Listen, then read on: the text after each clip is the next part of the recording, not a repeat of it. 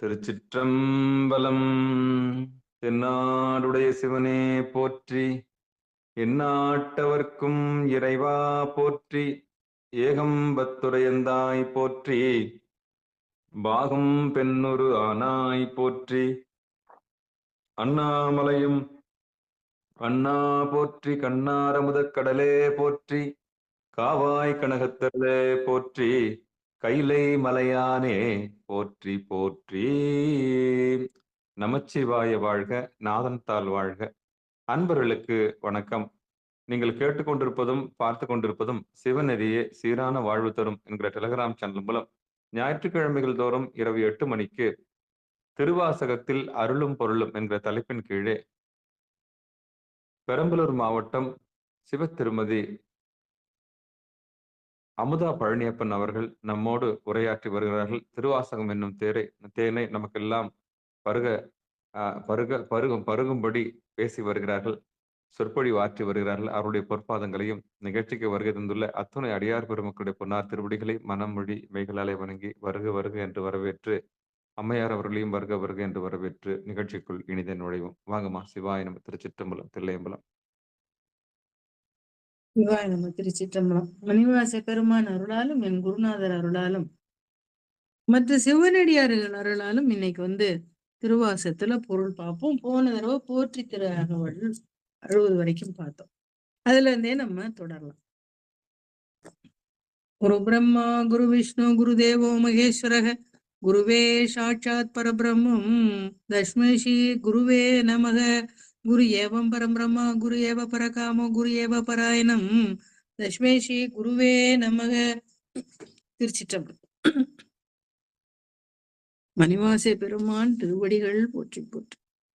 தப்பாமே தாம் பிடித்து சலியா தளரது கண்ட மெழுகது போல தொழுது உளமுருகி அழுது உடல் கம்பித்து ஆடியும் அலறியும் பாடியும் பரவியும் கொடிரும் பேதையும் கொண்டது விடாதெனும் படிய ஆகி நல் இடரா அன்பின் பசுமரத்தானி அறைந்தார் போல கசிவது பெருகி கடல் என மருகி அகம் குலைந்து அனுகுணமாய் மெய் விதிர்த்து சகம்பே என்று தம்மை சிரிப்ப நானது ஒழிந்து நாடவர் பழித்துறை பூனதாக. அதாவது இடையோர்கள்லாம் கடந்த நிலையை சொல்றார். அதாவது அந்த அறிவின் துணை கொண்டு முன்னேற முடியாதுன்னு இந்த ஆன்மா உணர்ந்து அன்பை துணையாக கொண்டு உணர தொடங்கியதான். அதான் சொல்றாரு. அது எப்படி? இறைநெறி ரொம்ப கடுமையானது. அது எளிமையா போறேன்னா அன்பாலதான் இறை அன்பைத்தான் பிடிச்சுக்க முடியும். அப்ப சித்தத்தில் உண்டாகி இந்த இறை உணர்வு இப்ப அன்புக்கு பற்றுக்கோடா இருக்கான். அந்த பற்றுக்கோடு கிடைத்ததுனால கொடி எப்படி அந்த கொம்பை கொண்டு படருமோ அதுபோல எம்பெருமான் மேல கொண்ட அன்பானது அந்த பற்றை பிடித்து கொண்டு சொல்ற தப்பாமே தாம் பிடித்துங்கிறார். அப்படி பிடிச்சுக்கிட்டாராம். அப்ப அதனால அது அந்த பிடி தளராதான். அதனாலதான் சலியாதுங்கிறார். சலியாமன்னா அசையாதுன்னு அர்த்தம். சொல்றாருல, தெய்வம் என்பது ஒரு சித்தத்தை, அதாவது 6 கோடி மாயா சக்திகளின் செயலை மயங்கி கட்டி விடக்கூடியது. அதனால அந்த எம்பெருமானோட திருவடி இவரை உருக்கத்தில் கொண்டு வருது. தப்பாமே தாம் பிடித்துன்னா ஒரு கால் இருக பற்றி ஒருவேளை தளன்றுமோன்னு அந்த நிலை இல்லை எனக்குங்கிறதுனாலதான் சலியா தளழுது கண்ட மெழுகுது போல. தளழுது கண்ட மெழுகுன்னு உருக்கத்தை சொல்றார். நெருப்பு பட்ட உடனே இந்த மெழுகு எப்படி உருகுமோ அது மாதிரி இவர் இறைவன் திருவடி பட்ட உடனே உள்ள உருகுதான். உள்ள நடைபெற்ற உருக்க வெளியில அப்படியே கண்ணீரா கொட்டுது. அது மட்டும் இல்ல, அப்படி உடம்பெல்லாம் சொல்லுவோம்ல, விதிர்த்து போச்சுங்கிறோம்னா அது மாதிரி அவருக்கு நடுங்குது. அத சொல்றார். அததான் இங்க சொல்றார். அப்படி எம்பெருமான அன்பின் முதிர்ச்சியினால இது அத்தனையும் வெளிப்படுத்துங்கிறார். அடுத்து என்ன சொல்றார்? பேதையும் சொல்றாருல, கொடிரும் பேதையும் கொண்டது விடாது அப்படிங்கிறாரு. அதாவது குருட்ட சொல்றாரு இங்க. பேதைன்னா மூடன்னு அர்த்தம். எதையாவது ஒண்ணு பிடிச்சுக்கிட்டான்னா அவன் முட்டாள். தான் பிடிச்ச மேலுக்கு 3 காலம்பான். அவன் சொன்ன கொள்கையே தான் ஏத்துக்கணும்பான். அது மாதிரி இங்க 2 உவமைகளை சொல்றாரு. குறடு, அந்த நம்ம பற்றிக்கிற இரும்பு குறடு இருக்குல்ல, அதுதான் சொல்றாரு. அதுவும் நம்ம பிடிச்சா அதை நம்ம விட்டாதான் அது விடும். அப்ப இது 2க்குமே என்ன இருக்கு? குறடுக்கும் தன்னை பிடிக்கிறவன் யாருன்னு தெரியாது. மூடனா இருக்கிறவனுக்கும் தன்னுடைய உந்துணர்ச்சி எதுன்னு தெரியாது. அப்ப குறடுக்கும் பேதைக்கும் எது காரணமா இருக்குன்னா, அதுல செயல்படுத்தக்கூடிய ஏதோ ஒண்ணு இருக்குல்ல, அததாங்க சொல்றாரு. உந்து சக்தியா அந்த இருக்கக்கூடியது எது? இறைவன். அதை எப்படி தெரிஞ்சுக்கிறது? அப்ப அன்பால தெரியுமா? அந்த அன்பு எப்படி? இடையறா அன்புங்கிறார். கொடிரும் பேதையும் குண்டது விடாது என்னும் படியே ஆகிய நல் இடையறா அன்பின்கிறார். அந்த இடைவிடாத அன்புனால இது வெளிப்பட்டதுன்னு சொல்றாரு. அடுத்து பசுமரத்தாணி போல அங்க பாருங்க. கசிவது பெரிய கடல் என மெறி அகம் குலைந்து அனுகூலமாய் மெய்விதித்துங்கிறார். இறைவன் மேல அந்த அன்பு அதிகமாக அதிகமாக அந்த கசிவு அப்படி கடல் போல பெருகிருச்சா. கசிவது பெருகி கடல் என மருகி. அடுத்து அந்த பசுமரத்தாணிங்கிறாருல ஒரு ஓமை. காஞ்ச மரத்துல ஆணி அடிக்கிறதுக்கும் பச்சை மரத்துல அடிக்கிறதுக்கும் 2 வித்தியாசம் இருக்கு. காஞ்ச மரத்துல அடிக்கப்பட்ட அந்த ஆணிய ஒரு சாதாரண பிடிகுறடை வச்சு எடுத்துடலாம் அசைச்சு. ஆனா பச்சை மரத்துல இப்படி புடிச்சுக்கும் பசை மாதிரி. அதுதான் அது மாதிரி மணிவாசகரோட உள்ளத்துல அந்த உருக்கம் இருக்கான். கொஞ்ச நாள் தங்கி இருந்து பிற எண்ணங்களால தாக்கப்பட்டு வெளியேறாது. அது அப்படியே உள்ள அப்படி இருந்துக்கும். பசுமரத்தாணி போல அப்படி மனசுல அப்படி இருக்கும். அதனாலதான் இடையறா அன்புங்கிறார். இந்த உருக்கம் காரணமா உடல்ல பல வேறுபாடு இருக்கும்ல. இவர் அமைச்சரா இருந்தவர் திடீர்னு ஆண்டியா போனா என்ன சொல்லுவாங்க? நல்லா தானே இருந்தாரு, இப்படி கோமணத்தை கட்டிட்டு இப்படி வந்துட்டாரே, எல்லாத்தையும் விட்டுட்டுன்னு சொல்லுவாங்கல்ல. பாண்டி நாட்டோட தலைமை அமைச்சரா இருந்தவர் இல்லையா அவரு? ஒத்த வேட்டியோட கழுத்துல உத்தராட்சத்தோட வீதியில வந்தா என்ன சொல்லுவாங்க? ஆடிக்கிட்டும் பாடிக்கிட்டு எம்பெருமான் நினைச்சு சிரிச்சுக்கிட்டே வந்தா நல்ல பைத்தியம் போல இருக்கு, நல்லா தானே இருந்தாரு, இப்படி பைத்தியம் ஆயிட்டாருன்னு சொல்ல மாட்டாங்களா? அதான் சொல்ற, சகம்பே என்று தம்மை சிரிப்ப நானாவது ஒளிந்து நாடவா பழித்துறை போனதாக. இப்படி சாதாரண மக்கள் இவரை பார்த்து என்ன சொல்றாங்க? இது நல்லாதான் இருந்தான், பைத்தியம் மாதிரி இருக்கிறானே அப்படின்னு இவர் காதுபடவே பேசுறாங்க. இன்னும் என்ன சொல்றாங்க? அமைச்சரா இருந்தவர் ஏன் இப்படி அலையிறான்னு சொல்ல ஆரம்பிச்சிட்டாங்க. இந்த இறைவனை நோக்கி போற அந்த யாத்திரையில படிப்படியா முன்னேறாரு.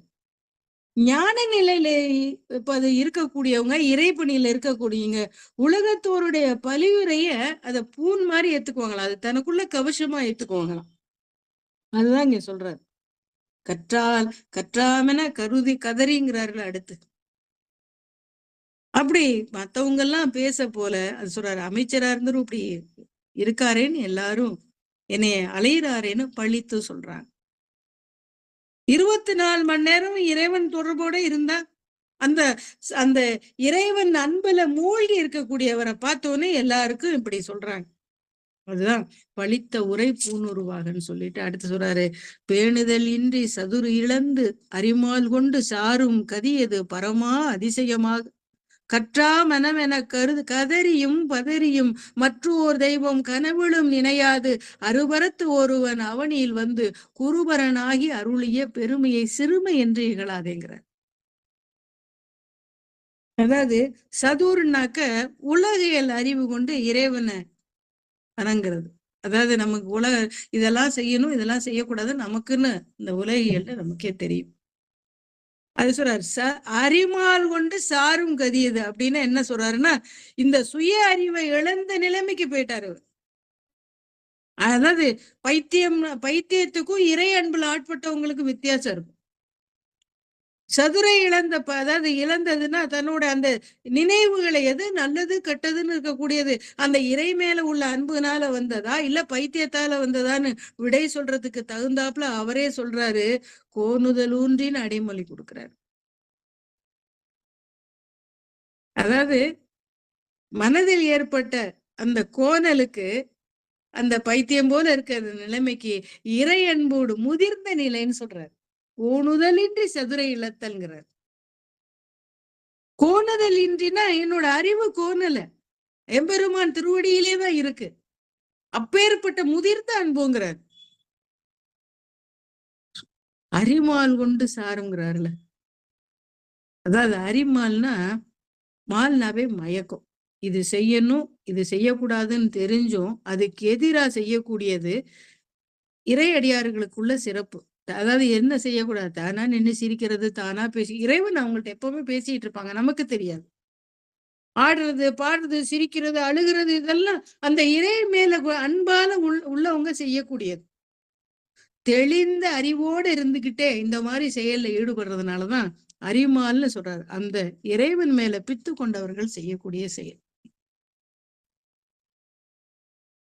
பரம்பரையில் இருந்த இந்த பரவழியில இருக்கக்கூடிய இறைவன் குரு வடிவெடுத்து பூமியில தன்னோட திருவடி தோய வந்து தனக்கு அருள் செய்தத சொல்றாரு. சிறுமை என்று இகழாதேங்கிற அவ்வளவு பெரிய இறைவன் நம் பொருட்டு வந்ததுனால அவனை எளிமைன்னு நினைச்சிட வேணாங்கிறாரு. எப்படி சொல்றாரு? அமைச்சரா குதிரையில வந்தவரு திருப்பெருந்துறையில கண்ட காட்சி பாண்டி நாட்டுல பல இடங்கள்லயும் கண்டதுதான். எல்லா இடங்கள்லயும் மரத்தடியில யாராவது ஒருத்தவங்க உட்கார்ந்து இருப்பாங்க, அவரு கீழே 4 அடியார் இருப்பாங்க, அவங்க போதை நடந்துகிட்டே இருக்கும். அப்ப இது இயல்புதான். ஆனா இவரு அந்த மாதிரிதான் இவர் கூட வந்தவங்களும் நினைச்சாங்க. அந்த குரு அவரை திரும்பி பார்க்கவும் இவர் உள்ள இருந்து ஏதோ குரல் அரகரன்னு சொல்ற மாதிரியே இவருக்கு இருந்துதான். ஹரஹர அரகரங்கிற சவுண்ட் இவருக்கு மட்டும் கேட்டிருக்கு. ஏதோ சொல்ற மாதிரி இவருக்கு தெரிஞ்ச உடனே அததான் சொல்றாரு. அவ கிட்டக்க போன உடனே அத சவுண்டு கேட்ட மாதிரி இருக்கு, தன்னை கூப்பிடுற மாதிரி இருக்கு, கிட்டக்க போறாரு. போன உடனே திருவடி தீட்சை கொடுத்துட்டாரு. இதெல்லாம் செஞ்ச ஒரு மனிதரா இறைவனாத்தானே இருக்கணும். அதனாலதான் அருபரத்துருவன் அவனியில் வந்துங்கிறார். தனக்கு அருள் செய்த குருங்கிறது மனசுல உள்ளுணர்வு தோன்றணும். எப்படி சொல்றாரு? அது கற்றாவின் மனம் போல கதிரியும் பதிருங்கிறார். குருவால தந்ததுன்னொன்னே அந்த பசுவா பிரிந்த கன்று போல, கன்றை பிசிந்த பசு போல, அப்படி பசு போல அவரோட மனம் உருகி போச்சான். அந்த உருக்க சாதாரண மானிட குருவால வல்லைன்னு மணிவாசக பெருமான் உணர்ந்துகிறார். அதனால இது தன்னோட தகுதிக்கு ஏற்றதா நினைக்காம யாரும் பெறுவதற்கு அரிய செயல். அத இறைவன் என் பொருட்டு கொடுத்ததுனால அவர் அதாவது என்னோட தகுதி என்னன்னு எனக்கு தெரியும், தெரிஞ்சு இறைவன் என் பொருட்டு கொடுத்தாருங்கிறார். அதனால சிறுமைன்னு நீங்க நினைக்க வேணாங்கிறார். செய்தவரோட வல்லத்தன்மையை தவிர என்னோட தகுதி இல்லைன்னு அவருக்கு நினைவு வந்த உடனே அது வரைக்கும் அவர் அறிந்த தெய்வங்கள்லாம் வந்து போகுது. இனிமே அவர் நினைக்க வேண்டியது என்னன்னா பெற வேண்டிய எதுவும் இல்ல. அததான் சொல்றாரு, மற்றோர் தெய்வம் கனவிலும் நினையாதுங்கிறார். கனவு தன்னை மீறி அப்படியே கதறதும் பதறதும் நினைவுக்கு வருது. கனவிலும் நினையா சிறுமை என்று இகழாதே, திருவடி பெருமையை பிறவினை அறியா நிழலது போல மின்புண் ஆயி முனியாது அத்திசை என்பு நைந்து உருகி நெக்கு நெக்கு ஏங்கி அன்பெனும் ஆறு கரையது புரள நண்புலன் ஒன்றி நாத என்று அரற்றி உரை தடுமாறி ரோமம் சிலிர்ப்ப கரமலர் முட்டித்து இருதயம் மலர கண்கள் கழிகூற நுண்துளி அரும்ப சாயா அன்பின் நாள்தோறும் தலைப்பவர் தாயாகி வளர்த்தனை போற்றேன்றார். உருவ கண்ட மாத்திரத்திலே அவருக்கு அப்படியே உருகி போயிட்டார், அப்படியே கொலைஞ்சு போயிட்டார். அவர் திருக்கை பட்ட உடனே புதிய அனுபவம் வந்துருச்சு.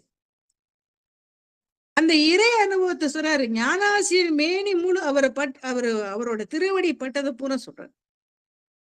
திருமுடி தொடக்கம் கண்டு அந்த இறுதி வரைக்கும் குருவோட திருவடியில வரைக்கும் பார்த்துட்டு சொல்றாரு. அந்த திருவடியிலே அவர் கண்ணு நிலைச்சு போச்சு. அந்த திருவடிகள் தன்னுடைய பிறப்பை அறுத்து தனக்கு பேரின்ப பெருவாழ்வு தரப்போகுதுன்னு உணர்றார். அதனால சொல்றாரு, அப்ப அந்த திருவடியே பார்த்துட்டு சொல்றாரு, ஒரு உருவின் நிழல் எந்த காலத்துல எந்த காரணத்தையும் கொண்டும் நம்ம மனசை விட்டு அகலாத மாதிரி இவருடைய மணிவாசகரோட கண்கள் அந்த திருவடியை பின்பற்றியே செல்லுதான். கண்கள் கழிவூற நுண்துளி அரும்பாங்க. எம்பெருமான் திருவடியவே சரணாகதியா இருக்கார்.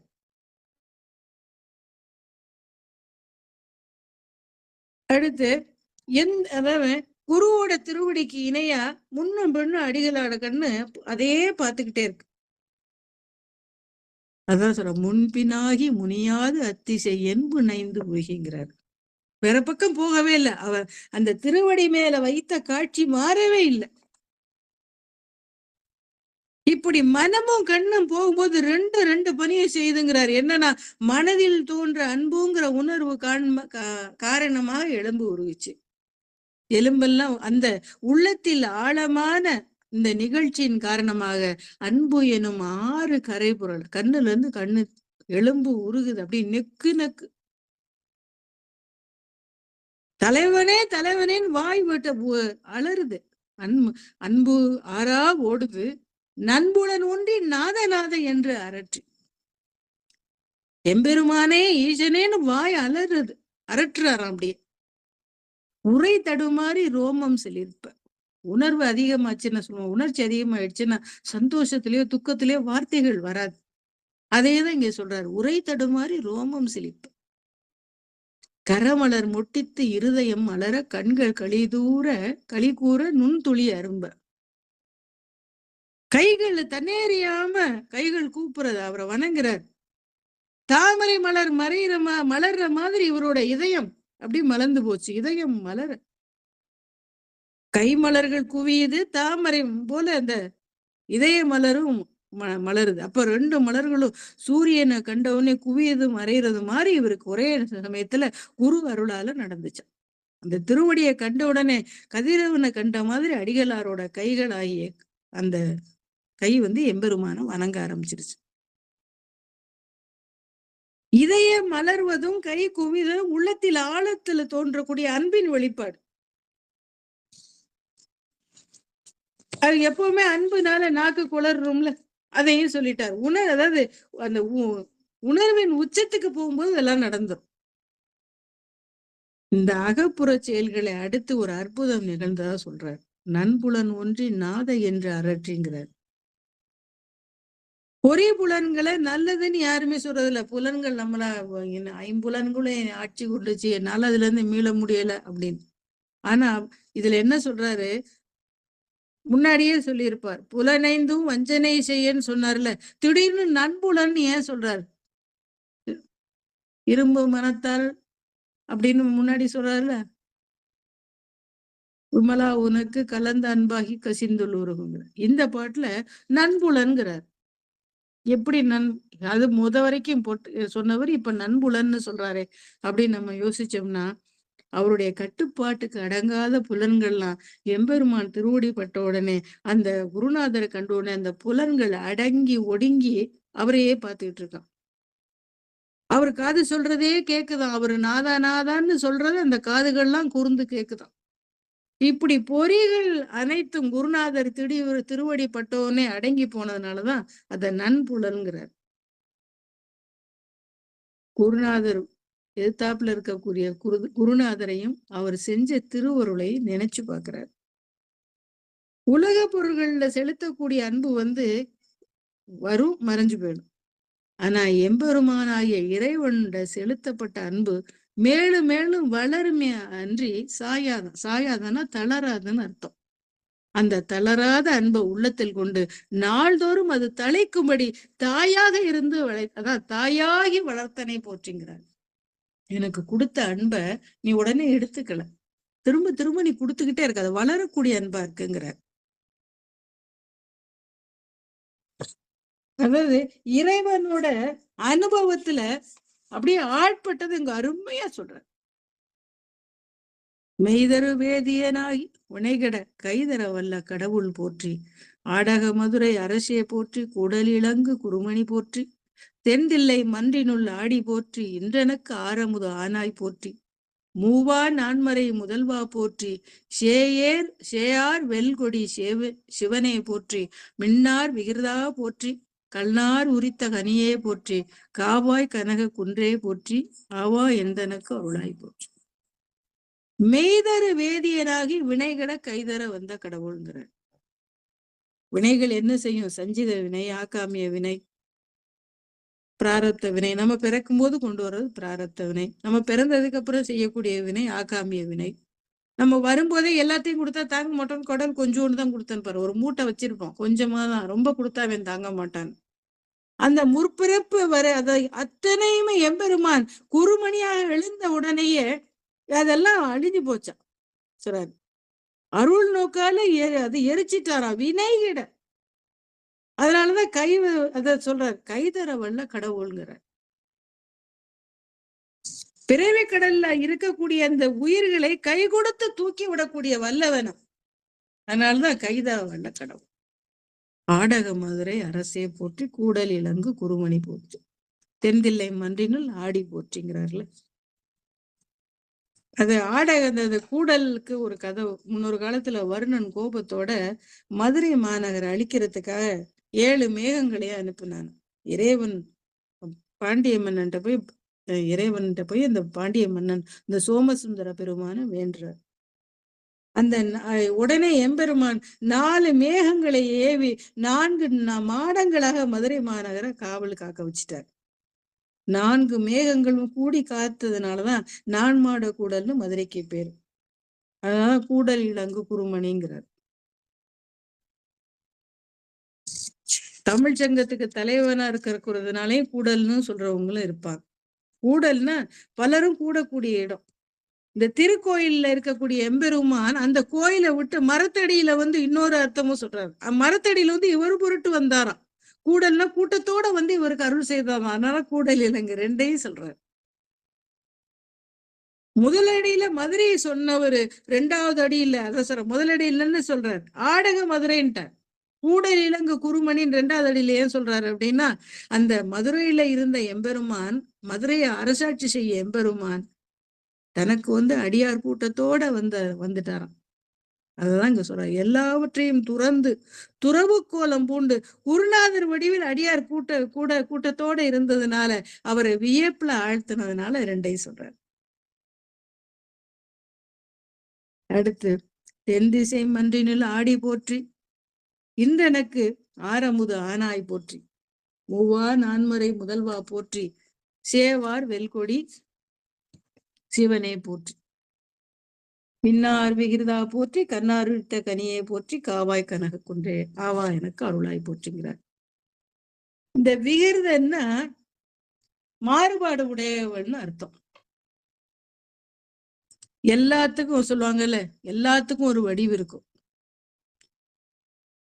நீருக்கு தனி வடிவம் கிடையாது. காற்று நீருக்கெல்லாம் ஒளியை பொறுத்த மட்டும் கொஞ்சம் ஏற்புடையது. ஏன்னா அதுக்கு வடிவம் இல்லை, ஆனாலும் அது தோன்றி மறையக்கூடியது.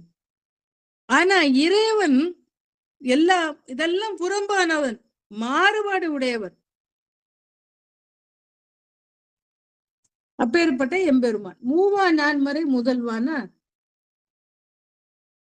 அதாவது மூவா நான்மறை நேசர ரிஷபம் அறத்தோட அடையாளம். இறைவன் அந்த ரிஷபத்தையே அறத்தை தர்ம தேவனுமே ரிஷபா வந்ததுன்னு சொல்லுவாங்க. அந்த தர்மத்தை கொடியா கொண்டவர். அதான் சேவார் வெல்குடிங்கிறார்.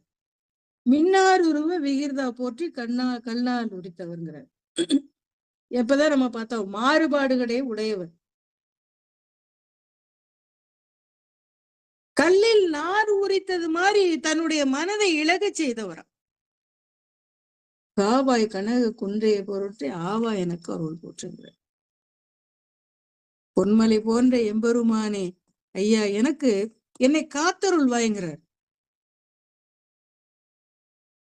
அடுத்து படைப்பாய் காப்பாய் துடைப்பாய் போற்றி, இடரை களையும் எந்தாய் போற்றி, ஈஷா போற்றி, இறைவ போற்றி, தேச பளிங்கின் திரளையை போற்றி, அரசே போற்றி, அமுதே போற்றி அப்படிங்கிறார். அதாவது அடுத்து என்ன, அதையும் 11 வரைக்கும் பார்த்தலாம். விரைசேர் சரண விகிர்தா போற்றி, வேதி போற்றி, விமலா போற்றி, ஆதிசேர் அறிவே போற்றி, கதியே போற்றி, கனியே போற்றி, நதிசேர் செஞ்சடை நம்பா போற்றி, உடையாய் போற்றி, உணர்வே போற்றி, கடைய நடிமை கண்டாய் போற்றி. இது அத்தனை எம்பெருமானுடைய திருவடியை புகழக்கூடியதுதான். எல்லா உலகங்களையும் நீ படைக்கக்கூடியவனும் நீதான், காக்கக்கூடியவனும் நீதான். அந்த ஊழி காலத்துல இந்த உயிர்களை ஒடுக்கக்கூடியவனும் நீதான். சிவசிவா. அதனாலதான் படைப்பாய் காப்பாய் துடைப்பாய்ன்னு சொல்றாரு. அது மட்டும் இல்ல, எம்பெருமானே என்னுடைய பிறவி துன்பத்தையும் நீக்கி அருள் புரிந்தவன்கிறார். தந்தைங்கிறார். எனக்கு தந்தையாக இருந்து எனக்கு அருளக்கூடியவர். ஒரு தாயும் தந்தையும் தான் ஒரு குழந்தைக்கு என்ன வேணும்னு செய்வாங்க. அதுக்கு என்ன, அது குழந்தைக்கு பசிச்சா அதுக்கு என்ன வேணும், உடம்பு சரியில்லைன்னா ஓடி போய் அதுக்கு என்ன வைத்தியம் பண்ணணும், அத்தனையும் பார்ப்பாங்க. அது மாதிரி இவருடைய துன்பங்களையும் துடைத்தவரா, அத்தனையும் சேர்ந்து எனக்கு தந்தையா இருந்து அருள் புரிந்த எம்பெருமானேங்கிறார். மறைத்தல், அழித்தல், காத்தல் மட்டும் இல்ல, அந்த சொல்லுவாங்கல்ல, ஐந்தொழிலே செய்யக்கூடியவர், அருளுதல், அதை இங்க சொல்றார். ஈச போற்றி, இறைவ போற்றி, தேசப்பொழுங்கின் திரளே போற்றி.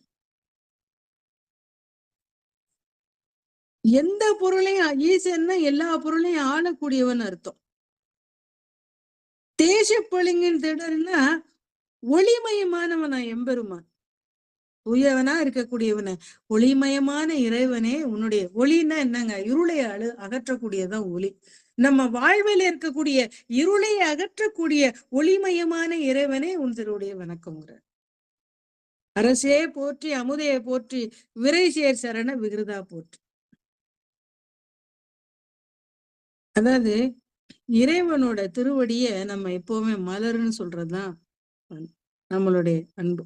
அந்த மலர்ல என்ன இருக்கும், மலர்ல பொதுவா தேன் இருக்கும், மனமும் இருக்கும். அந்த மலர்ல இருக்க தேனை நுகர்வதற்காக வண்டுகள் ஓடி போய் சேரும். அது மாதிரி இறைவனுடைய திருவடியை நுகர்வதற்காக இந்த சிவனடியார்களாகிய வண்டுகள் போகுதாம். அந்த அப்பேற்பட்ட அமுதத்தை தரக்கூடிய எம்பெருமானே, விரை சேர்வரைன்னா மனமுடையதுன்னு அர்த்தம். இந்த நறுமணம் பொருந்திய திருவடிகளுடைய எம்பெருமானே, உம்முடைய அருள் அமுதை கொடுத்து எங்களுடைய வினைகளை நீக்குவாய்ன்னு சொல்றேன். வேதி போற்றி, விமலா போற்றி, ஆதி போற்றி, அறிவே போற்றி, கதியே போற்றி, கனியே போற்றி, நதிசேர் செஞ்சடை நம்பா போற்றி. வேதி போற்றினா வேதத்தை உலகுக்கு சொன்னவன். அத்தனை வளங்களும் நலங்களும் வேதத்துல இருக்கு. வேதத்துக்கு எதிர்த்தா பேசுறவங்க நிறைய பேர் இருப்பாங்க, தெரியாம சொல்றாங்க. வேதங்கள்ல அத்தனை சாஸ்திரங்களும் சொல்லப்பட்டிருக்கு. வாழ்வியலுக்கு தேவையான அத்தனையும் வேதத்துல இருக்கு. அந்த வேதத்தை உலகுக்கு சொன்ன எம்பெருமானே, உலகுக்கு மூலமாக இருக்கக்கூடியவனே, உயிர்களின் அறிவுக்கு அறிவாக இருக்கக்கூடிய எம்பெருமானே, அதான் ஆதி போற்றி, அறிவே போற்றி. எல்லா உயிர்களுக்கும் செய்யக்கூடிய வழி அது, கடைசியில போகக்கூடிய இறைவனோட திருவடி சரணாகதி. அதனாலதான் கதியே போற்றி, கனியே போற்றி. கனி சாப்பிட்றவங்களுக்கு நல்லத இன்பத்தை கொடுக்கக்கூடியது. அது மாதிரி நீ வாழ்வியல்ல நீ எப்பவுமே இன்பத்தை தரக்கூடியதுங்கிறாங்க. நதிசேர் செஞ்சடை நம்பா போற்றி. நதிசேர் செஞ்சடைன்னா கங்கை எப்படியே ஆரவாரத்தோட வருது, இந்த பூமியை அழிச்சிடுறேன். அந்த கங்கையை தன்னுடைய சடாமுடியில் முடிந்து கொண்டவன் எம்பெருமான். கங்கை தாங்கிய செஞ்சடை உடையவன். அதான் நதிசேர் செஞ்சடை நம்பா போற்றிங்கிறார். உடையாய் போற்றி, உணர்வே போற்றி, கடையே நடிமை கண்டாய் போற்றி. எல்லா பொருள்களையும் உடையவன் நீ, உயிர்களுக்கு உணர்வாகவும் அறிவாகவும் இருக்கக்கூடியவன். கடையேனே அடிமை கொன்றாங்கிறார். என் நாய் போன்ற என்ன, அதாவது கடை நிலையில இருக்கக்கூடிய என்னை ஏற்றுக்கொண்ட எம்பெருமானேங்கிற, தனக்கு எளிவந்து ஆண்டு அருள்னதை இங்க சொல்றார். கடையே எனக்கு அடிமை கண்டாயின்னு ரொம்ப அருமையா அந்த பாட்டுல சொல்றார். தீயா போற்றி, அணுவே போற்றி, சைவா போற்றி, தலைவா போற்றி, குறியே போற்றி, குணமே போற்றி, நெறியே போற்றி, நினைவே போற்றிங்கிறார். அதாவது ஐயா போற்றின்னு சொல்றாருல்ல, அதாவது ஐயான், ஐங்கிறது வியப்பு சொல். ஐயாங்கிறது இறைவன் தடந்த அனைத்தையும் கடந்து இருக்கக்கூடிய வியப்போடு சொல்றாரு ஐயா அப்படின்னு. அடுத்து அந்த வியப்புக்கு அடுத்த அணுவே போற்றிங்கிறாரு பாருங்க. பேரண்டமா இருக்கக்கூடிய எம்பெருமான், அந்த அணுவுக்கு நேர் எதிரானது பேரண்டம். பேரண்டமா விரிந்து நிற்கக்கூடிய பரம்பொருள் அணுவாவும் இருக்காருன்னு நினைச்ச உடனே அந்த வியப்பு, அப்பா ஐயான்னு ஆச்சரியத்தோடு இவர் சொல்றாரு. அதனால ஐயான்னு கூப்பிடுறாரு. ஒரே நாட்டுலதான் எல்லாரும் பிறக்கிறோம். ஒருத்தங்க ரொம்ப யோகியா இருக்காங்க, ஒருத்தர் ரொம்ப கீழ்நிலையில குணத்துல ரொம்ப மோசமானவங்களா இருக்கிறாங்க. அப்ப அந்த கருத்து வேறுபாடு இருக்கிறத நம்ம பாக்குறோம்ல. வேறுபட்ட மனநிலையில இவங்க அத்தனை பேரும் ஒரே விதமான வழிமுறை முறையா வச்சிருக்காங்க. ஒவ்வொருத்தரும் ஒவ்வொரு மதத்துல இருக்காங்கல்ல. இந்து சமயம் சொல்லப்படுற ஒரு பெரிய எல்லைக்குள்ளதானே அந்த 6 வகை சமயங்களும் இருக்குது. காபாலியர்கள், மாவிரதியர், கோலகி சைவர், வீர சைவர்னு பல்வேறு பிரிவுகள் இந்த சைவத்திலே இருக்குல்ல. இவங்க அனைவரும் அந்த கடவுள் பொருளை மனசுல வச்சுக்கிட்டாலும் அதை குறியீடா ஒரு உருவம் வச்சிருப்பாங்க. எங்கும் நிறைந்து நிலை பெற்ற பரம்பொருளுக்கு அவங்கவுங்க விருப்பம் போல வடிவம் கொடுக்கறது தப்பு இல்ல. ஒரு குறியீட்டா வச்சுக்கிறாங்கல்ல, அதுதான் சொல்றாரு. சைவா போற்றி, தலைவா போற்றி, குறியே போற்றி, குணமே போற்றி, நெறியே போற்றி, நினைவே போற்றிங்கிற. அப்ப அத்தனைக்கும் நீயே காரணமா இருக்க. அதாவது அடையாளம். இங்க சைவத்துக்கு அடையாளம் என்ன? சிவனுக்குரிய சிறந்த அடையாளம் சிவலிங்க வடிவம். இந்த வடிவத்தை சிவபெருமான் பிரம்ம விஷ்ணுக்குள்ள முதல்ல சொல்லப்பட்டிருக்கு. அவரு என் குணமும் உடையவர். குணமேனா என் குணத்தான். என் குணங்கள் நிறைந்தவன். தன் வயத்தல், தூய உடம்பினாதல், இயற்கை உணர்வினாதல், முற்று உணர்தல், இயல்பாகவே பாஷங்கள்ல இருந்து நீக்கிறது பேரருள் உடைமை. பேரருள் உடைமைனா வற்றாத அன்பை கொடுத்துக்கிட்டே இருக்கிறது. கொஞ்சம் தீர்ந்து போச்சுன்னா அப்புறம் நாளைக்கு வான்னு சொல்றது இல்லை. எப்பவுமே அருளை வாரி வழங்கக்கூடிய வள்ளல். அப்பேற்பட்டவன் தான் இறைவனா இருக்கக்கூடியவன். முடிவில்லாத ஆற்றல், வரம்பில்லாத இன்பம். இன்பமும் அது மாதிரிதான். இன்பமும் இறைவன் திருவடியில இன்பம் வற்றாத இன்பமா இருக்கு. அப்படி என் குணம் உடையவன். அதான் சொல்ற, குணமே போற்றிங்கிறார். நெறியே போற்றி, நினைவே போற்றி. நெறி அப்படின்னா நல்வழியை உடையவனே, நல்வழியை தரக்கூடிய எம்பெருமானே, உன்னை அந்த நல்வழியிலே என் சிந்தையை செலுத்தக்கூடிய எம்பெருமானே உன் திருவடி வணக்கங்கிறார். வானோர்க்கு அரிய மருந்தே போற்றி, ஏனோர்க்கு எளிய இறைவா போற்றி, ஏனோர்க்கு இறைவா போற்றி, மூவேல் சுற்றம் முரணுரு நரகிடை ஆளாமே அருள் அரசே போற்றி. வானவர்களும் நெருங்க முடியாது. மருந்து என்ன செய்யும்? மருந்த உடனே நம்ம ஈஸியா நமக்கு கிடைக்குமா? தேடி போய் அதை சாப்பிடணும். அதாவது நாட்டு மருந்தா இருந்தா அந்த காலங்கள்ல சித்த வைத்தியர்கள்லாம் அந்த மூலிகை எல்லாம் கண்டுபிடிச்சு சாராக்கி அதை பக்குவப்படுத்தி நம்ம கொடுப்பாங்க. இப்போ மெடிக்கல் ஷாப்ல கிடைக்குது ஈஸியா. அப்படி இருந்தாலும் அதை பணம் கொடுத்துதான் வாங்கணும். அதனால அந்த காலங்கள்ல இருந்த சொல்றாங்க, வானவர்க்கு அரிய மருந்துங்கிறார். மருந்தை எளிதா பெற முடியாத மாதிரி தேவர்கள் இறைவனை ரொம்ப முயன்றுதான் காணுகிறாங்களாம். அப்படி தேவர்களுக்கு மருந்தா இருக்கக்கூடிய இறைவன் சிவனடியார்கள்ட்ட அன்போடு வந்து விரும்பி தங்கி இருக்கிறாராம். அதனால ஏனோர்க்கு எளிய இறைவான் போன்ற சிவனடியார்களுக்கு நீ எளியவனாக இருக்கிறாய்கிறார்.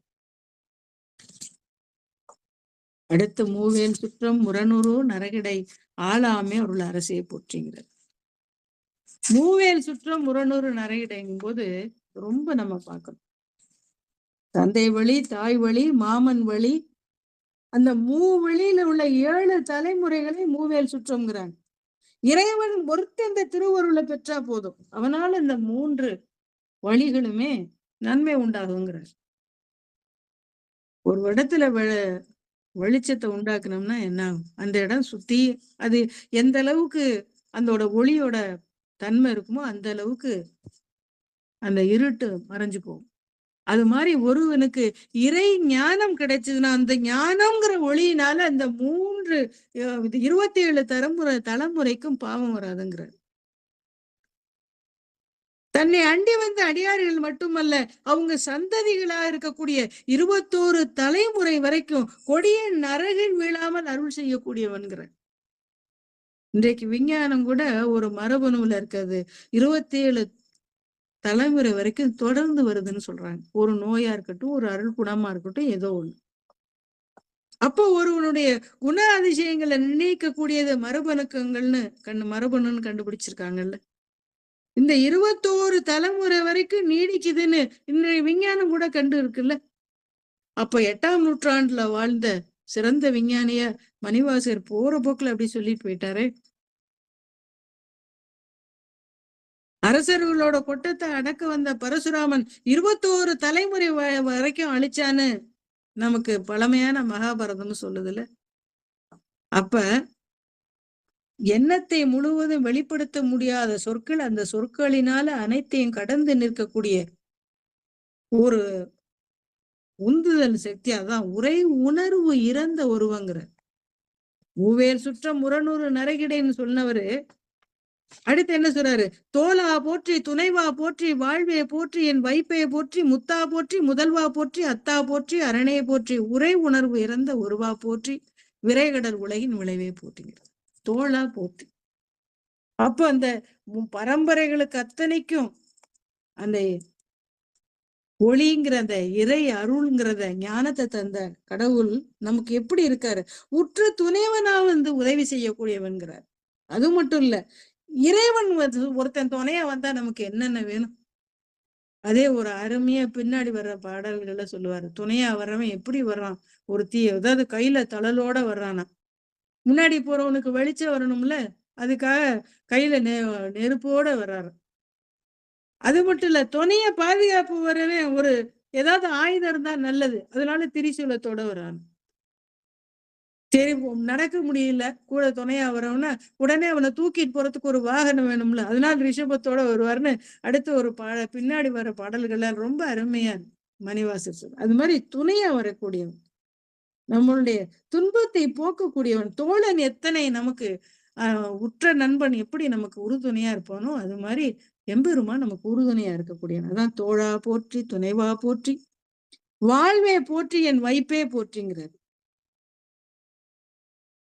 அந்த தோழனால எப்படி நல்வாழ்வு உண்டாகுதோ அது மாதிரி நீ துணையாக இருந்து என்னுடைய வாழ்வை நிர்ணயிக்க கூடியவன், வைப்பு நிதியானவன்.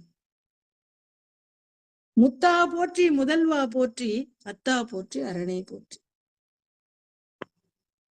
முத்தான்னாக்க பாசங்கள் இல்லாதவன் அர்த்தம். ஆதியாக இருக்கக்கூடியவன். அத்தானா தந்தையாக இருக்கக்கூடியவன். அரண்னா பிறப்பை அழிக்கக்கூடிய, பிறப்பு அறுப்பை அதாவது பிறப்பு இறப்புங்கிற சங்கிலியை அறுக்கக்கூடியவன். ஆன்மாக்கள் என்ன இயல்பாவே பாசத்துல கட்டுப்பட்டு இருக்கும். அந்த பாசத்தை நீக்கக்கூடியவன். அதனாலதான் முத்தாங்கிறார். முதல்வன்கிற அவனை தவிர ஒப்பில்லாதவன். அதனாலதான் முதல்வன், எல்லாத்திலையும் முதல்வனா இருக்கக்கூடியவன். அப்பேற்பட்ட எம்பெருமான் தனக்கு தந்தையாகவும் வாழ்வில் பிறப்பு இறப்பை அறுக்கக்கூடிய அரணாகவும் அப்படி இருக்கான்னு சொல்றார். அடுத்து உரை உணர்வு இறந்த ஒருவ போற்றி, விரிகடல் உலகின் விளைவே போற்றுங்கிறார். உரை உணர்வு இறந்த, தன்னுடைய எண்ணங்களை முழுவதும் வெளிப்படுத்த முடியாத அளவுக்கு அவருக்கு சொற்கள் முடியல, சொல்லால. அந்த சொற்கள் அனைத்தும் மனவாசம் கடந்தான்னு சொல்றோம்ல, அதெல்லாம் கடந்து நிற்கிறார். அதனாலதான் உரை இறந்த ஒருவங்கிற, உரையாலதான் சொல்ல முடியல, சொற்கள்லாம் கடந்து இந்த அண்டத்தெல்லாம் தாண்டி செல்லக்கூடிய அந்த உணர்வு ரொம்ப நுண்ணியதா இருக்கே, அந்த உணர்வினால உணர முடியுமா அப்படின்னு கேட்கிறார். அதுவும் முடியலைங்கிறார். சொல்லுவாங்க, மாவேக இருந்த இடத்துல இருந்து எங்க வேணாலும் போயிட்டு வந்துரும். இப்ப விஞ்ஞான வளர்ச்சி நிமிஷத்துல அடுத்த நிமிஷம் போன் பண்ணா அமெரிக்காவுக்கு பேசலாம், ஆஸ்திரேலியா, லண்டன், எங்க வேணாலும் பேசலாம். மாவேகம் மனவேகம் மாதிரி. ஆனா சொல்ற அந்த உணர்வுகளாலே என்னால சொல்ல முடியல. அதான் உணர்வு இறந்த ஒருவ போற்றி, விரிகடல் உலகின் விளைவே போற்றிங்கிறார். அவ்வளவு, அதாவது விரிகடல் உலகு எல்லா இடங்களையும் நீக்கமர நிறைந்திருக்கக்கூடியது. உலக வாழ்க்கையில் பயன் இறைவனாலதான். இறைவன் நிலையானவன், இன்பமானவன் தெரிஞ்ச உடனே அது சொல்றாரு, அந்த கடல், அந்த விரிந்த கடல் சூழ்ந்த அந்த உலகத்துல என் வாழ்வின் பயனாக இருக்கக்கூடியவன்கிறார். அருமையில் எளிய அழகே போற்றி, கருமுகில் ஆகிய கண்ணே போற்றி, மன்னிய திரு அருள் மலையே போற்றி, என்னையும் ஒருவனாக்கி இருங்கடல் சென்னியில் வைத்த சேவக போற்றி, தொழுதகை துன்பம் துடைப்பாய் போற்றி, அழிவில்லாத ஆனந்த வாரி போற்றி, அழிவதும் ஆவதும் கடந்தாய் போற்றி, முழுவதும் இறந்த முதல்வா போற்றி, மான்னேர் நோக்கி மணாளா போற்றி, வானகத்து அமரர் தாயே போற்றுகிறார். இங்கே நிறைய இடங்கள்ல மணிவாசர் இறைவனை தாயாகவே பாவிச்சிருப்பார். அருமையில் எழுகிய அழகை போற்றிம்பார். அருமைன்னா எல்லாருக்கும் அரியவனா இருக்கக்கூடிய இறைவன் எளியவனா இவருக்கு வந்து காட்சி கொடுத்தார்.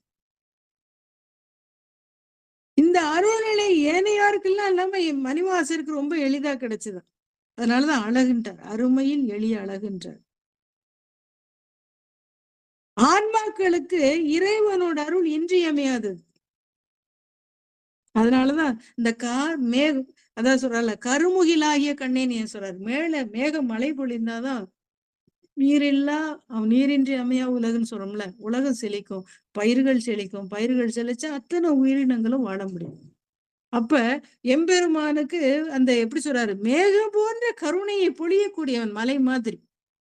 அதான் கருமுகிலாகிய கண்ணையை போற்றி, மன்னிய திருஅருள் மலையை போற்றி, என்னையும் ஒருவனாக்கி இருங்கடல் சென்னியில் வைத்த சேவன்ட்டார். அதாவது என்ன சொல்றாரு, மன்னிய திருவருள் மலையங்கிறார். நிறைய இடங்கள்ல மலைக்கு ஒப்பிட்டு பேசியிருப்பார். மலை போன்ற திருவுருள் முன்னே இருக்கு, அது காணாம பயன்படுத்திக்காம அருகில் போகாம நிறைய பேர் வாழ்ந்து மடிகிறாங்களா, மன்னிய மலைங்கிறார். அது எப்போ இருந்துகிட்டே இருக்கு, மறைந்து மறுபடியும் தோன்றக்கூடிய இயல்புல நிலையான அன்பு இறைவனோடு. யாரும் காணக்கூடியது அனைவராலும் போய் அது எம்பெருமான எளித அன்பினால அடையலாம். அதான் சொல்றாரு, மலையில எத்தனை செடி இருக்கு, மரம் இருக்கு, பறவைகள் இருக்கு, அடர்ந்த பெரிய மலைகள்ல பார்த்தா சின்ன சின்ன மிருகங்கள் கூட இருக்கும். அதான் மன்னிய திருவருள் மலைங்கிறார். இறைவன் மற்ற பொருள்கள்லாம் நிலை இல்லாதனாலும் இறைவன் அருள் வடிவானம், அருள்மலை உடையவன் இங்க சொல்லாம சொல்றார்.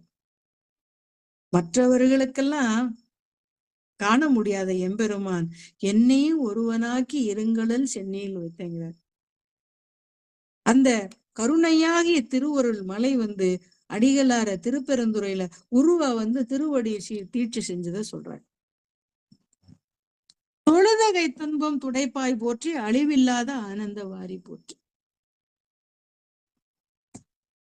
குழந்தை அழுதுச்சுன்னா அம்மா ஓடி போய் புள்ள அழுதா தாங்க மாட்டான், அழுகாத, உனக்கு என்ன வேணும், எதுக்கு அப்படி அப்படின்னு சொல்லி கண்ணை தொடப்பான். கண்ணை தொடச்சு அது சொல்லுவாங்கல்ல, அதுக்கு என்ன வேணும்னோ அதை அழுத அதுக்கோட தேவையை நிவர்த்தி பண்ணுவான். அதான் சொல்ற, தொழுத கை துன்பம் துடைப்பாய் போற்றி. திருவருள் நினைச்ச உடனே அவருக்கு தனக்கு செஞ்ச உபகாரத்தை நினைச்சு பாக்குறாரு. நினைச்சு பார்த்துட்டு தான் சொல்றாரு, மன்னிய திருவருள்னு சொல்லிட்டு என்னை ஒருவனாக்கி இருகடல் சென்னியில் வைத்த சேவக தொழுதகை துன்பம்ங்கிறார். என்னையும் ஒரு பொருளாக்கி, ஒருவருக்கும் கிடைக்காத இந்த சிறப்பு தனக்கு வழங்கப்பட்டதை நினைக்கிறார். வழியோட போன தன்னைய ஈர்த்து திருவடி தீட்சதை சொல்றார். அந்த இருங்கடல் சென்னியில் வைத்த சேவங்கிறார். அப்ப எத்தனையோ பேர் அந்த பாண்டி நாட்டுல பிறந்தானே இருப்பாங்க, அவங்களுக்கெல்லாம் கிடைக்காது, தன்னையே ஒரு பொருட்டாக்கிட்டு, அதனாலதான் என்னை ஒருவனாக்கின்னு சொல்றார். தொழுதகை, தொழுதலுக்கு பயன் கிட்டுமா கிட்டாதான், நம்ம வணங்கி இருக்கமேன்னு அப்படிலாம் நினைக்க வேண்டாங்கிறார். நீ பயப்பட வேணாம், நீ வணங்கினாவே போதும், உன்னுடைய துன்பத்தை துடைப்பான்கிறார். தாய் எப்படி தன்னோட குழந்தைய பரிவோட நோக்குறது மாதிரி உன்னுடைய துன்பத்தை துடைக்க கூடியவன்கிறார். அடுத்து என்ன சொல்றார், தொழுதகை அழிவிழா ஆனந்த வாரி போற்றிங்கிறார். அழிவில்லாத ஆனந்த வாரி போற்றி, அழிவதும் ஆவதும் கடந்தாய் போற்றி, முழுவதும் இறந்த முதல்வா போற்றி, மானோர் நோக்கி மணாலா போற்றி, வானகத்து தாய் அமரர் தாயே போற்றிங்கிறார்.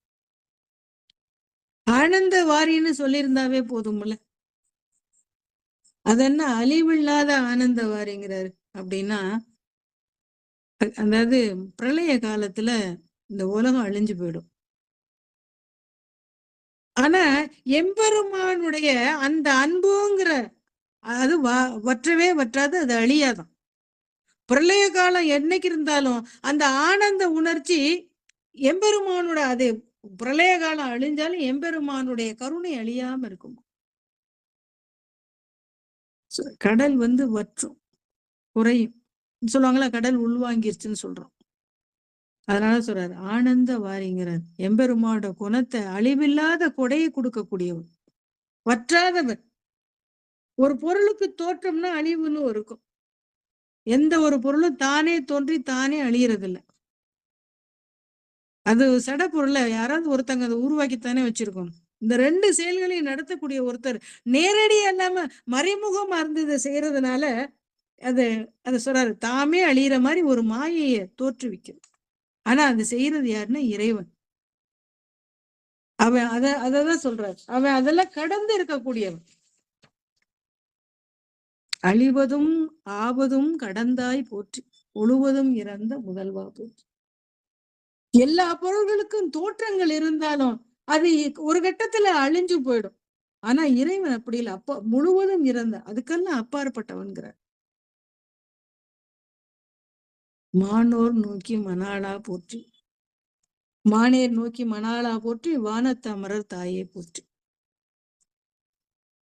அழிவு ஆக்கள்லாம் இறைவன்னு சொன்னவரு அடுத்து அதாவது தன்னுடைய இறைவன் தன்னுடைய பேரானந்தத்தை இறைவையோட கடைக்கண் மூலமா உயிர்களுக்கு தராராம். உமாதேவியை ஒரு பாகமாக கொண்டவன மானேர் நோக்கி மணாளம். மான் போன்ற அந்த கண்களை உடையவள் உமையம்மை, கருணை உடையவள், அருள் உடையவள். அந்த அருள் உடையவளுக்கு மணாளனாக இருக்கக்கூடிய எம்பெருமானே, வானகத்து அமரர் விண்ணுலர் உள்ளவங்களுக்கெல்லாம் நீ தாயாக இருக்கக்கூடியவர், தேவர்களுக்கு தாய் போன்றவன். பாலினை தூட்டும் தாயினும் சால பறிந்துங்கிறல்ல, அது மாதிரி நீ தாய் எப்படி தன்னோட குழந்தைகளுக்கு அன்பை ஊட்டக்கூடியவளோ அது மாதிரி நீ தேவர்கள் இந்த உயிர்களுக்கு மட்டுமல்ல தேவர்களுக்கும் நீ தாயா இருக்கக்கூடியவன் சொல்றார். அடுத்து பாரிடை 5ஆய் பறந்தாய் போற்றி, நீரிடை 4ஆய் திகழ்ந்தாய் போற்றி, தீயிடை 3ஆய் திகழ்ந்தாய் போற்றி, வழியிடை 2ஆய் மகிழ்ந்தாய் போற்றி, வெளியிடை 1ஆய் விளைந்தாய் போற்றுகிறார். பஞ்சபூதங்கள் 5ஐயும் இங்க வரிசைப்படுத்துற. இந்த 5 பஞ்சபூதங்களுக்கும் ஒரு சில குணங்கள் இருக்கத்தானே செய்யுது. அத ரொம்ப அருமையா இங்க சொல்றாரு. ஓசை, ஊறு, ஒளி, சுவை, நாற்றம் இது அத்தனையுமே 5 பூதங்களோட தன்மை. அதான் சத்தம், ஸ்பரிசம், ரூபம், ரசம், கந்தம்னு சொல்றோம். நிலத்துல ஓசை இருக்கு, ஊருனாக்க அந்த நம்ம உணர்றது, ஒளி இருக்கு, சுவை இருக்கு, நாற்றம், 5 தன்மங்களும் 5 இருக்கு. நீரில நாற்றத்தை தவிர மற்ற 4 தன்மைகளும் இருக்கு. தீயில சுவையின் நாற்றத்தை தவிர மற்ற 3 இருக்கு. காற்றுல ஓசை, ஊருன்னு 2 தன்மைகள் இருக்கு. ஆகாயத்துல ஓசைங்கிற ஒரு தன்மைதான் இருக்கு. இததான் பாரிடை 5ஆய் பறந்தாய் போற்றிங்கிறார். வெளியிடை 1ஆய் விளைந்தாய் போற்றின்னு சொல்றாருல்ல. வெளியிடை 1ஆய்னா அந்த சடப்பொருள் அனைத்தும் அதன் தன்மைகளாக கலந்து இருக்கக்கூடிய இறைவன் சித்த பொருளாகிய உயிர்கள் உள்ளத்திலையும் கலந்திருக்கார். அதான் சார். அது அந்த நிலம் எப்பவுமே கொஞ்சம் வலிமையானதா இருக்கும். அதனாலதான் அதுக்கு 5 பண்பு இருக்குங்கிறார். அந்த ஒளிங்கிற பொருள் வடிவ அறிய அதுக்கு உருவங்கிற சொல்ல ஒளிக்கு பதிலா பயன்படுத்துறார். அது ஒன்னொன்னுக்கே அத்தனைகளோட பண்பையும் சொல்லிட்டாரு ரொம்ப அருமையா. நீருக்கு நாற்றம்ங்கக்கூடிய மனம் இல்ல, தூய்மையான நீர் எந்தவித மனமும் இல்லாம இருக்கும். நீருக்கு உருவம் உண்டான்னு நம்ம கேள்வி கேட்டோம்னா அது கொள்கலத்துக்கு ஏற்ற உருவத்தை தானே வச்சுக்கும். அதனால நாற்றத்தை தவிர்த்து நீரிடை 4ஆய்ங்கிறார். தீக்கு நாற்றும் சுவை 2 போக மற்ற பயன்கள்லாம் இருக்கு. கொள்கலுக்கு ஏற்ற வடிவ நீர் பெறு மாதிரி தீ எந்த வடிவத்தையும் பெறுறதில்ல. தீயோட அமைப்பே அடியில பெருத்து மேல நுனி சிறுத்து இருக்கும். அதான் தீயோட இயல்பு. அடுத்து காற்று, அதான் வழின்னு சொல்றாரு. அதுக்கு 2 பண்பு தான் இருக்குங்கிறார். நாற்றம், சுவை, உருவம் இது 3 தவிர்த்து தொடு உணர்வும் ஒளி 2 தான் இருக்கு. அதனாலதான் வழியிட 2ஆய் மகிழ்ந்தாயின்னு போட்டுறார். அடுத்து ஆகாயன்னு சொல்லக்கூடிய அந்த பறவெளி, இதுக்கு ஓசைங்கிற ஒரே ஒரு பண்பு தான் இருக்குங்கிறார். பாரில தொடங்கி ஆகாயம் வரை உள்ள 5 பூதங்களையும் வரிசைப்படுத்துற மணிவாசு இந்த 5மே இறை சுரூபம்ட்டார்.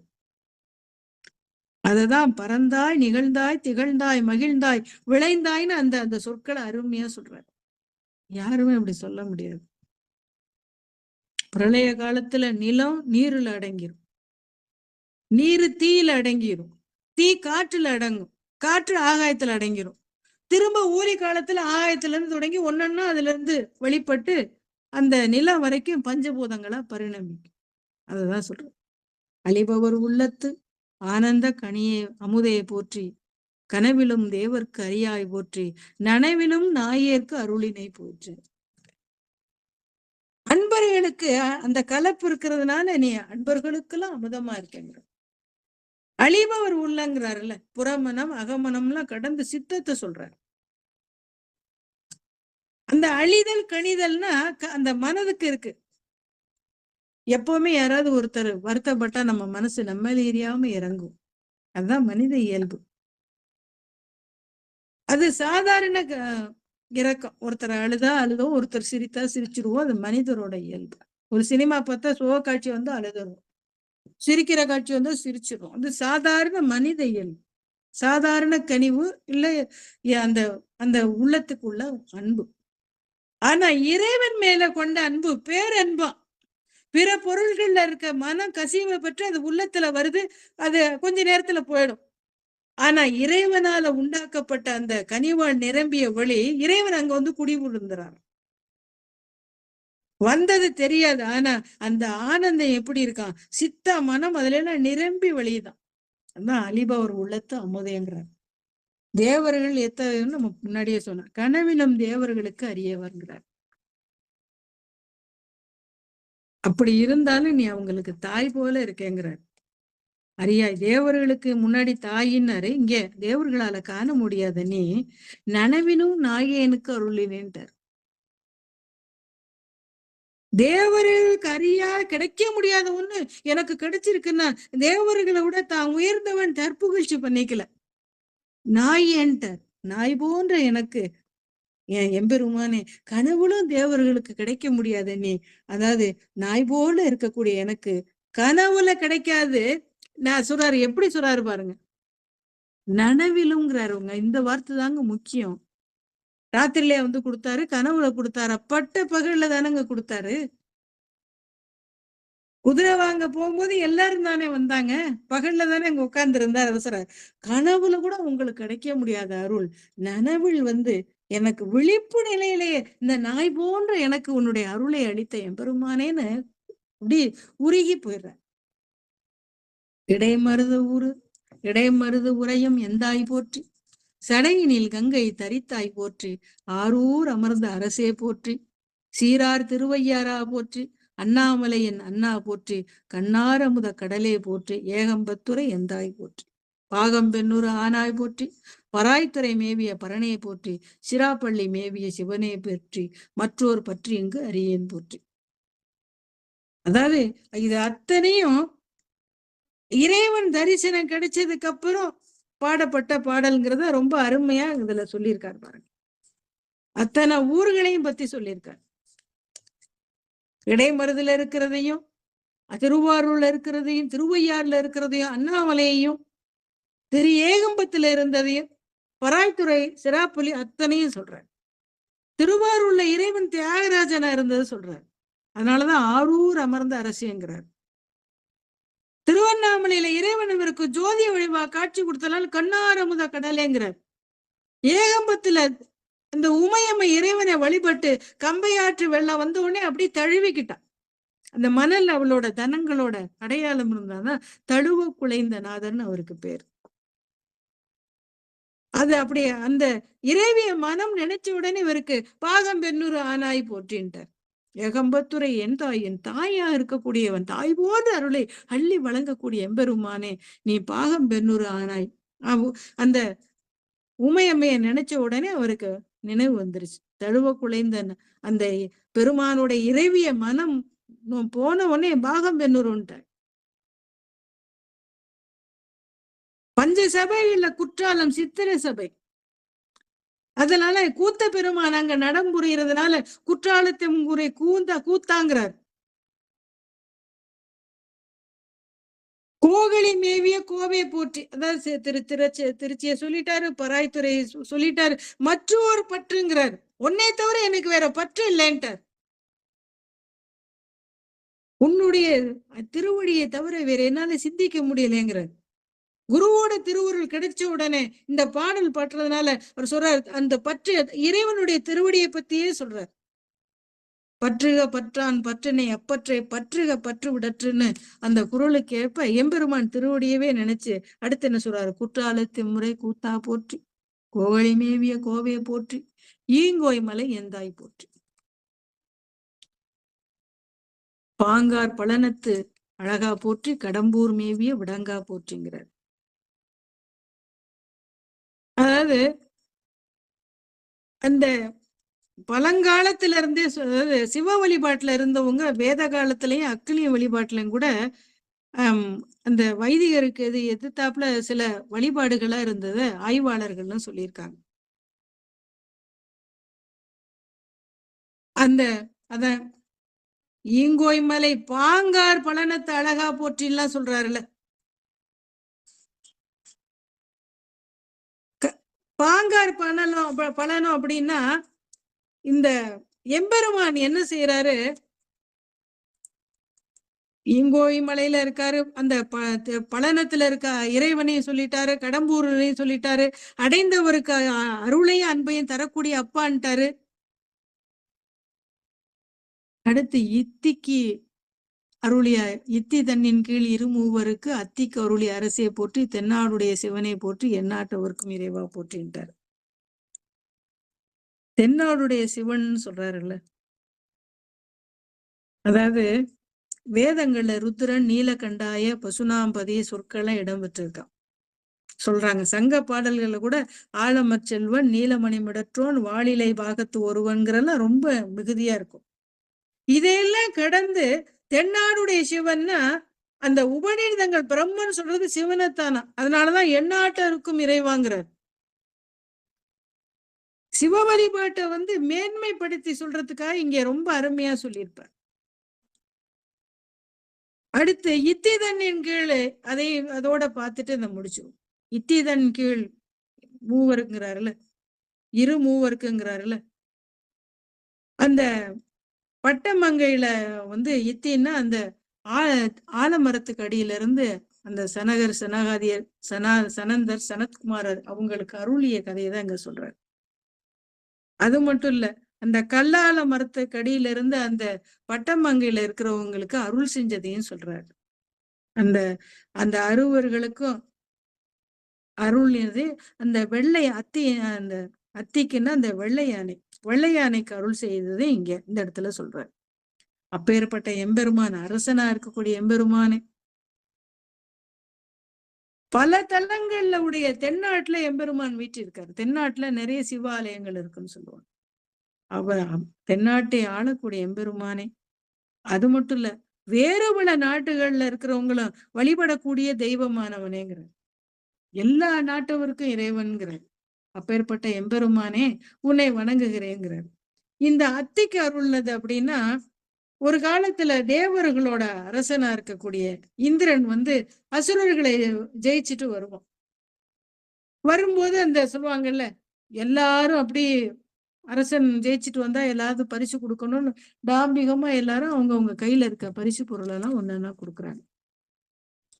அந்த சமயத்துல துர்வாச முனிவர் காசில அந்த எம்பெருமான வணங்கிட்டு அவர் தலையில இருந்து ஆசீர்வதிக்கப்பட்டு கொடுக்கப்பட்ட பூவை கொண்டுட்டு வருவார். சரி, எல்லாரும் தன்னுடைய அந்த அசுரனை ஜெயிச்சதுக்கு இந்திரனுக்கு பரிசு பொருள் கொடுக்குற மாதிரி இவரும் அந்த பூவை அவன்கிட்ட கொடுப்பார். ஆனா அவன் இந்திரன் அதை ரொம்ப செருக்கு, அந்த வெற்றி கழிப்புல இருந்ததுனால அந்த செருக்கோட அந்த பூவை வாங்கி யானையோட தன்னுடைய வெள்ளை யானையில் மத்தகத்துல வச்சிருவான். யானைக்கு அது அறிவை தெரியாம அதை கீழே தூக்கி போட்டு அதை காலால மிதிச்சிருது. உடனே துர்வாசருக்கு கோவம் வந்துருச்சு, நீ காட்டு யானைய போகட்டும்னு சாபம் விட்டுருவாரு. அது திரும்ப சரணாகதி அடைஞ்சோடனே எல்லா இடங்கள்லயும் வணங்கி கடைசியில இறைவன் அருள் பெற்றார். மதுரையில தான் வெள்ளை யானை சாபம் திருத்தப்படலம்னு இருக்கு திருவிளையாடல். அப்படி அந்த யானைக்கு காட்டு யானையா இருந்து இறைவனை வழிபட்டு முக்தி அடைஞ்சது. அதான் அத்திக்கு அருளிய அரசையை போற்றிங்கிறார். அப்பேற்பட்ட இறைவன் உயிர்களினுடைய துன்பம் தீர்க்கும் பொருட்டு தான் கோயில்ல இருக்காரு. எல்லா அதாவது உருவமே இல்லாம இல்லைன்னு சொல்லக்கூடியவங்க கூட ஏதோ ஒரு உருவத்தை வச்சுக்கிட்டு தானே வணங்குறாங்க. அப்ப அதான் சொல்றேன், எல்லா நீ யார போய் வணங்கினாலும் கடைசியில அது எம்பெருமானத்தான் வந்து சேரும். எல்லா வடிவங்களும் என்னுடைய சிவனை சாருங்கிறதுனாலதான் எண்ணாட்டவர்க்கும் இறைவாங்கிறது. அடுத்து ஏன குருனை பார்த்தரலாம். அருமையான கதை அது. ஏனை குருனைக்கு அருளை போற்றி மானக்கையிலை மலையாய் போற்றி. ஏனை குருணைங்கிற ஒரு கதை என்னன்னா, ஒரு பன்றி அந்த நாட்டுல ரொம்ப அதிகமா போயிடுச்சு. அவங்க விளைவிக்கிற அந்த பொருட்களை எல்லாம் நாசம் பண்ணுது. பாண்டிய மன்னன்கிட்ட போய் சொல்றாங்க. உடனே அரசன் வந்து வேட்டையாட வர்றான். அப்ப அந்த பன்றிக்கெல்லாம் தலைவனா இருக்கிறது சொல்லுது, தன்னோட மனைவியை பார்த்து, நீ குழந்தைகள் எல்லாம் பார்த்துக்க, நான் போய் அந்த அரசன் வந்திருக்கான், நான் போய் போருக்கு போறேன் அப்படின்னு. அரசனோட ஆட்களை நானும் இது பண்றேன். உடனே இது சொல்லுது, நீ போகும்போது நான் மட்டும் எப்படி இருப்பேன், நானும் வரேங்குது. ரெண்டும் போகுது. கடைசியில அந்த அவங்க அரசர் ஆட்களோட அந்த வில்பட்டு ரெண்டும் இறந்து போயிருது. இந்த குட்டிகள்லாம் அழுகுது. குட்டி அழுத உடனே எம்பெருமான் அந்த குட்டிக்கு, பன்றி குட்டிக்கு தாயா வந்து பால் கொடுத்தார். கடைசியில அந்த பால் கொடுத்த உடனே மனித உடலும் பன்றி முகமும் ஆயிருச்சு. பன்றி மலைன்னு இன்னும் மதுரையில இருக்கு. அந்த பன்றி மலையில அதுங்கெல்லாம் இருக்கு. அப்ப எம்பெருமான் ஒரு தடவை சொல்றாரு, அந்த பாண்டிய மன்னன்ட்ட போய், அங்க பன்றி மலையில இருக்காங்க, அவங்களையெல்லாம் நீ உன்னுடைய அரசாட்சிக்கு உபயோகப்படுத்துக்க. ஏன்னா இறைவன்ட்ட பால் குடிச்சா எப்படிங்க இருக்கும்? ஞானமும் கல்வி கேள்வியில சிறந்து விளங்குறாங்க. கடைசியில தன்னுடைய அமைச்சர்கள், எல்லா அமைச்சரோட குழந்தை தன்னோட குழந்தைங்களுக்கு எல்லாம் கல்யாணம் பண்ணி அவங்கள ஆட்சி செஞ்சாருன்னு சொல்லுவாங்க. அததான் சொல்றாருங்க. அந்த கைலை மலையில வீற்றிருக்கக்கூடிய எம்பெருமான் அந்த சிறிய பன்றி குட்டிக்கு தாயா வந்து பால் கொடுத்த எளிமையை சொல்றதுக்கு தான் சொல்றாரு. ஏனை குருணைக்கு அருள்னை போற்றி மான கைலை மலையாய் போற்றி. அவ்வளோ பெரிய கைலை மலையில இருக்கக்கூடிய எம்பெருமானேங்கிறாரு. எல்லா உயிர்களையும் படைத்தவன் இறைவன் தான் எல்லா சமயம் சொல்லுது. ஆனா விலங்கினங்களை ரொம்ப கீழா சொல்லக்கூடியது பன்றியதான். தாயை இழந்த பன்றி குட்டிகளுக்கு தாய் பன்றிகளாக மாறி பால் ஊட்டினவன்னா இறைவனுடைய எளிவந்த தன்மைக்கு இதை விட சிறப்பா யாருங்க சொல்ல முடியும்? எல்லா உயிர்களும் இறைவனால படைக்கப்பட்டதான். மனிதர்ல இருந்து அத்தனைக்கும் தாயா இருந்து அருள் புரியக்கூடியவனும் இறைவன் தான். அப்ப இறைவன் படைத்த அந்த உயிர்ல அவனுக்கு அந்த உயிர்கள்ல வேறுபாடு, உயர்வு தாழ்வு எதுவுமே இல்லை. அப்பேற்பட்ட எம்பெருமான் அதான் இருள்கட அருள்னு சொல்லுவாங்க பாருங்க. இருள்கடல்னா அந்த துன்பம், நரகம் இதெல்லாம் கடந்து இந்த இறைவனுடைய கை கூடினாதான் அத்தனையும் கிடைக்கும். அப்ப அந்த பன்றிக்கும் எம்பெருமான் அதுகளோட வாழ்வியல்ல இருள் கெட்டுருச்சு. எம்பெருமான் அருளால ஞானத்தை நோக்கி போயிடுச்சு. இறைவனுடைய கருணை இருந்தா அத்தனையும் நமக்கு கிடைக்குங்க. அப்ப அந்த பன்றிக்கு அருள் புரிந்த மாதிரி அந்த உயிர்களுக்கு அருள் புரியக்கூடியவன், உயர்வு தாழ்வற்று அத்தனை உயிர்களையும் அருள் செய்யக்கூடிய எம்பெருமான் திருவடியை வணங்கி, வாய்ப்பு தந்த இந்த உமையாள் சிகரம் தரும் உமையாள் குரூப்புக்கு வணங்கி, வந்திருக்க அடியார்களை வணங்கி இன்றைய வகுப்பை நிறைவு செய்வோம். சிவாய நம. வான்மிகள் வளாது வைக மலிவளம் சுரக்க மன்னன் கோன்முறை அரசு செய்க குறைவில்லாது உயிர்கள் வாழ்க நான்மறை அறங்கள் ஓங்க நற்றமிழ் வேள்வி மல்க மேன்மைகள் சைவ நீதி விளங்குக உலகமெல்லாம். திருச்சிற்றம்பலம் தில்லையம்பலம். சிவாய நன்றிம்மா. சிவாய நம. திருச்சிற்றம்பலம். அன்பர்களுக்கு வணக்கம். நீங்கள் கேட்டுக்கொண்டிருந்ததும் பார்த்து கொண்டிருந்ததும் சிவநெறியே சீரான வாழ்வு தரும் என்கிற டெலிகிராம் சேனல் மூலம் ஞாயிற்றுக்கிழமைகள் தோறும் இரவு 8 மணிக்கு திருவாசகத்தில் அருளும் பொருளும் என்கிற தலைப்பின் கீழே பெரம்பலூர் மாவட்டத்தில் வசிக்கக்கூடிய சிவ திருமதி அமுதா பழனியப்பன் அவர்கள் அவருடைய பொற்பாதங்களையும் நிகழ்ச்சிக்கு வருகை தந்துள்ள அத்துணை அடியார் பெருமக்களுடைய பொன்னார் திருவடிகளையும் மனமொழி மேகலாலை வணங்கி வருக வருக என்று வரவேற்று, இதுகாரம் நமக்கெல்லாம் திருவாசகத்தை அமுதன பருக வாய்ப்பளித்த அம்மையாருக்கு மீண்டும் ஒரு முறை நன்றி கூறிக்கொண்டு, நிகழ்ச்சியில் பங்கெடுத்த அத்தனை உள்ளங்களுக்கும் நன்றி கூறிக்கொண்டு, இந்த நிகழ்ச்சியில் 1 மணி நேரம் பங்கெடுத்த அன்பர் பெருமக்கள் தங்களுடைய கருத்துக்களை இங்கு பதிவு செய்யலாம். ஓரிரு மணித்துளிகளில் சுருக்கமாக சொன்னா நன்றாக இருக்கும். அடுத்த அம்மா பணி இருக்கிறதுனால 2 நிமிடங்கள் 1 நிமிடங்கள் நீங்க சொன்னா நல்லா இருக்கும்னு நினைக்கிறேன். சிவபெருமான் திருச்சிற்றம்பலம் தில்லையம்பலம். போற்றி திரு அகவல் இதுல வந்து அம்மா அந்த போற்றில ஏனை குரலை அருளினை போற்றி, அந்த ஏனம்னா பன்றி குறித்து சொன்னாங்க. பொதுவா அந்த பன்றிய வந்து அவதாரங்கள்ல, தச அவதாரங்கள்ல நம்ம திருமாலுக்கு பார்ப்போம். அந்த அந்த வகையில சிவபெருமானும் இறங்கி வந்து தாயாகி தயாபரனாக இருந்த ஒரு தத்துவத்தையும் நம்ம பார்க்கிறோம். சிவபெருமானே. அம்மா வந்து மதுரைக்கு பக்கத்துல பன்றி மலைன்னு ஒரு மலைய சுட்டி காமிச்சாங்க. அது பக்கத்துல இருக்கவங்களுக்கு தெரியும்னு நெனைக்கிறேன். சிவபெருமானே. நன்றிங்க. யாராவது பேச விரும்புனீங்கன்னா, இப்ப பேசலாம். நடுவுல இருக்க பொத்தான அழுத்துனீங்கன்னா, அம்மாகிட்ட பேசலாம். இல்லன்னா அடுத்த ஞாயிற்றுக்கிழமை இரவு 8 மணிக்கு தான். சரியா? சிவாய நம. திருச்சிற்றம்பலம். பேசணும்னு தோணுச்சுன்னா, நடுவுல இருக்க பொத்தான அழுத்தலாம். ஒரு 5 எண்றேன் நானு. அதுக்குள்ள நீங்க சொல்லுங்க.